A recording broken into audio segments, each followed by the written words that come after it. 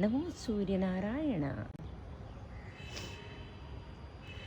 విశ్వమంట నీకు కన్నీరుతో ఒకరోజు నింపితే సరదాతో ఇంకొక రోజు నింపుతుందంట.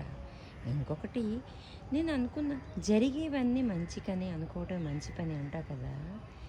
నిన్న నేను ఆ ఒక్క పరిస్థితిలో నాకు ఒంట్లో చికాకుగా ఉండడం వల్ల నేను మాటలు ఆడలేదు అంటే అది నాకు దైవం పంపించిన సంకేతం అంట. అది మన మంచికే జరిగింది. మౌనం కుంట మంచి సమాధానం ఇంకొకటి ఏంటి లేదంట. కానీ నేను ఉండాలనుకోలేదు. నేను అన్నయ్యతో మాట్లాడాలి, కూర్చోవాలి అనుకున్నా. కానీ ఏమైంది, భగవంతుడి నిర్ణయం అదనమాట. ఆ టైంలో అట నేను కాముగా ఉండడమే భగవంతుడి యొక్క నిర్ణయం అట.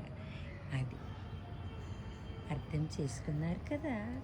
ఎప్పుడు మీకు ఎలా అనిపిస్తే అలాగే ఉండాలి.